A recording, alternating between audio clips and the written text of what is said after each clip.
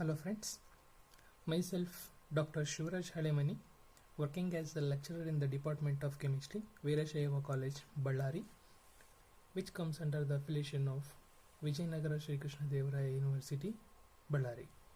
In this video class, today I am going to discuss some concepts of thermal methods of analysis, which comes under analytical chemistry, prescribed for MSc second semester students. Let us begin with the thermal analysis. As the name itself only indicates, this chapter deals with the analysis of the properties of materials with respect to the temperature or heat which is applied to the materials. As we know that whenever matter is heated, it undergoes certain physical and as well as chemical changes. Physical changes such as melting, vaporization, crystallization, transition between the crystal structures, changes in the microstructures in polymers, volume changes and changes in the mechanical behavior. Whereas the chemical changes are nothing but reactions such as oxidation reaction, reduction reaction, corrosion, decomposition, dehydration and chemisorption and many more things. These are the physical and chemical changes which are observed when matter is heated to particular extent. These physical and chemical properties exhibited by the matter are considered as characteristic properties of that particular matter, and hence this thermal analysis is considered as one of the beautiful characteristic technique for the determination of unknown materials. Now, thermal methods of analysis is nothing but this is the group of techniques in which changes in the physical and chemical properties of the substances are measured as a function of temperature. These thermal methods of analysis, again, they are classified into wide variety of categories. Among these, some of the very important things are differential scanning calorimetry, thermal gravimetric analysis, differential thermal analysis, thermomechanical analysis. In thermogravimetric analysis, we are going to measure the changes in the weight or mass of a substance with respect to the temperature. Whereas in case of a thermomechanical analysis, we are going to measure the changes in the dimensions of materials with respect to the temperature. In case of a differential thermal analysis, we are going to measure the difference in the temperature between the reference material and as well as sample material.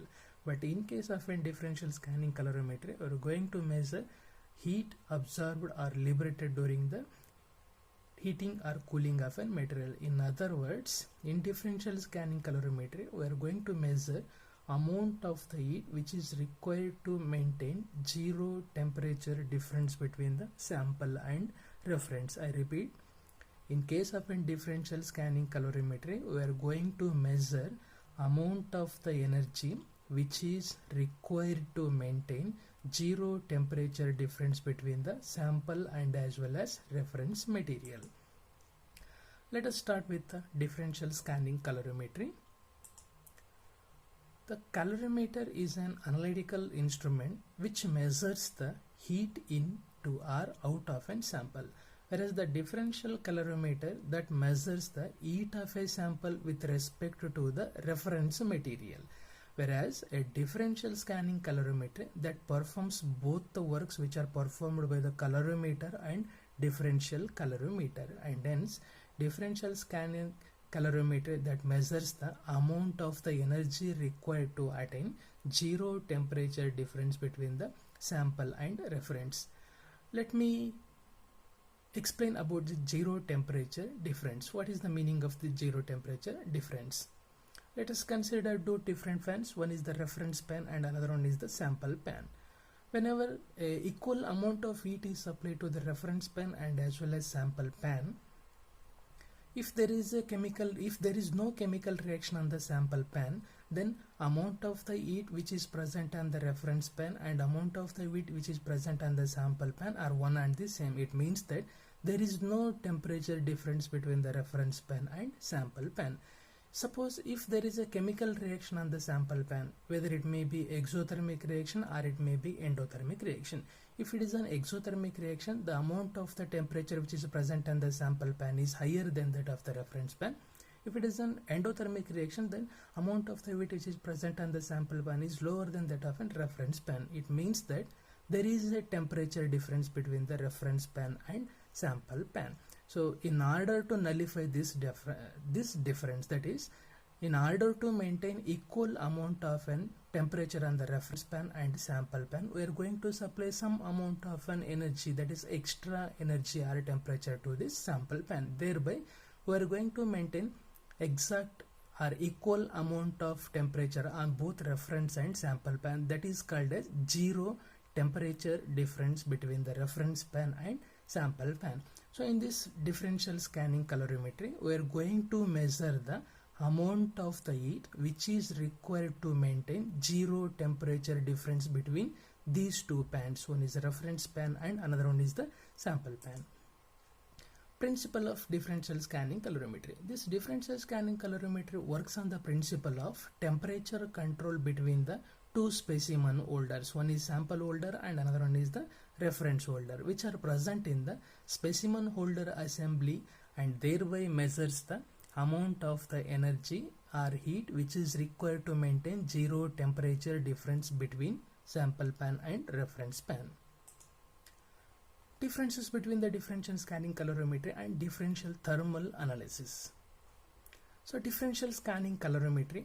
This differential scanning calorimetry is based on the measurement of heat flow difference between the sample and reference. In other words, it is used to measure the amount of energy which is required to maintain zero temperature difference between the sample pan and reference pan.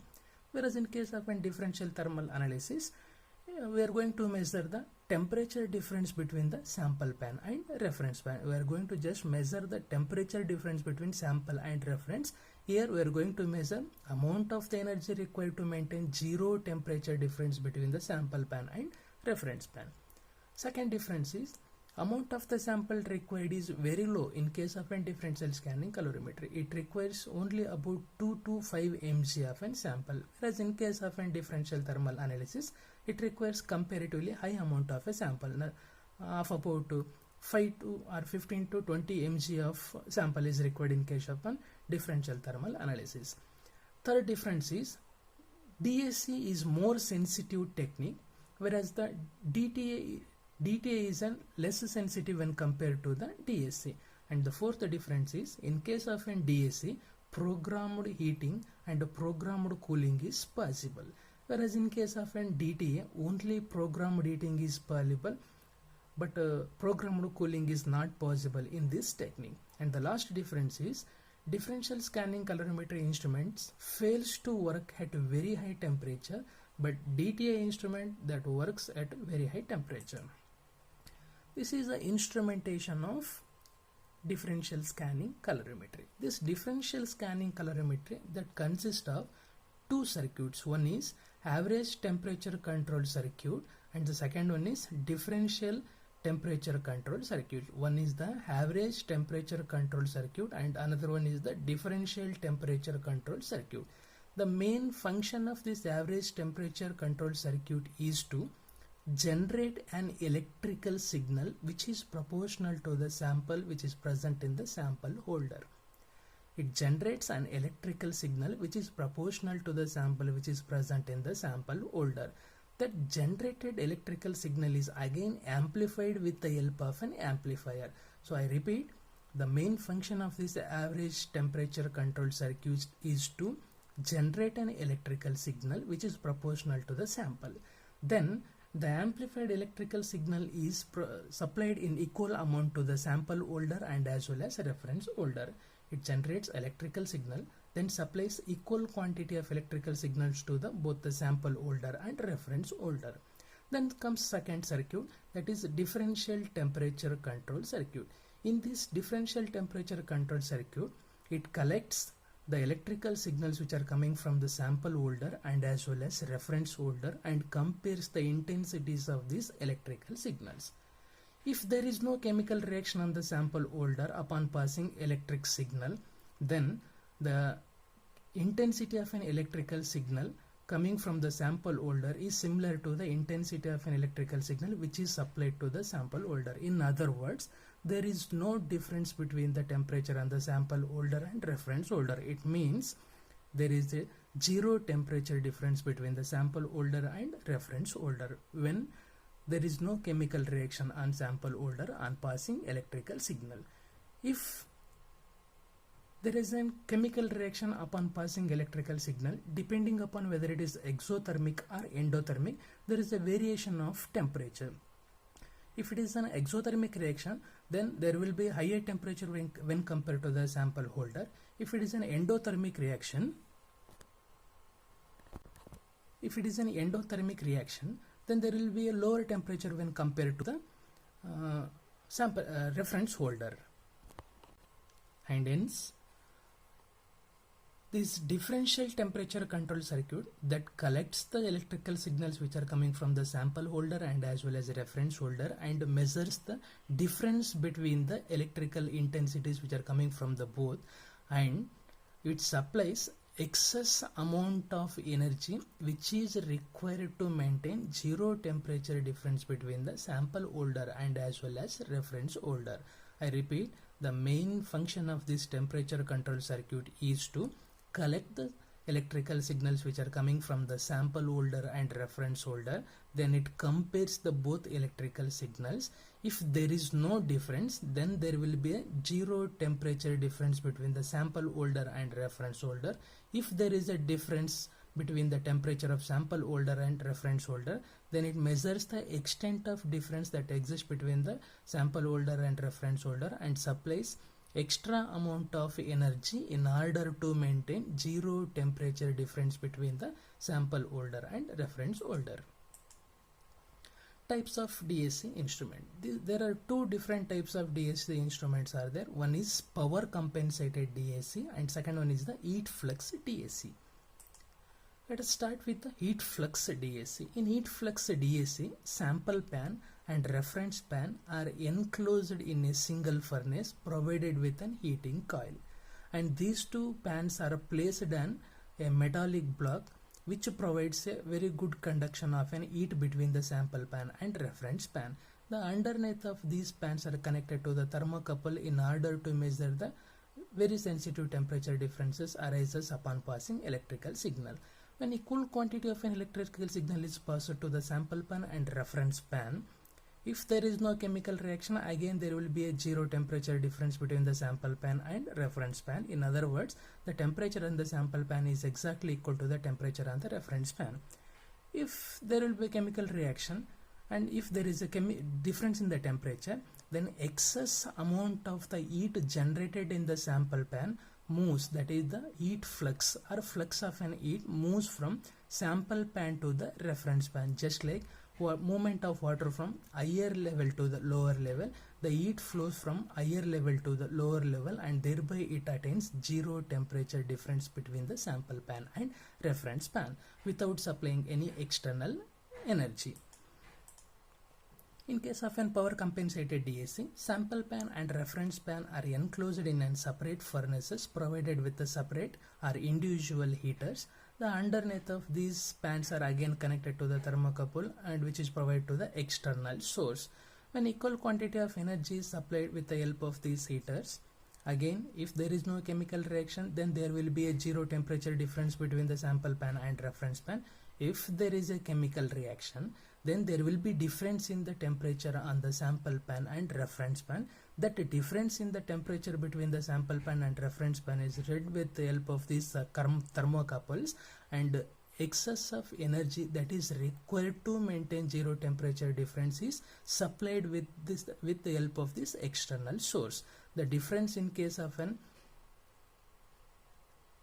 heat flux DAC and power compensated DACs, in case of an heat flux DAC, the heat is transformed from one pan to the another pan. In case of an power compensated DAC, the difference in the energy is compensated with the help of an supplying the external power. These are the typical DAC curves. This is the baseline, or we are also going to call it as zero line. The peaks which are coming above this baseline are called as exothermic peaks. The peaks which are coming below this baseline are called as endothermic peaks. The transition in the DAC curve is as shown. This shows glass transition temperature. This exothermic reaction shows the crystallization, polymeric conversions, and this cross-linking, melting, polymeric conversion, denaturation, oxidation, and decomposition and reduction curves are as shown. The applications of differential scanning calorimetry.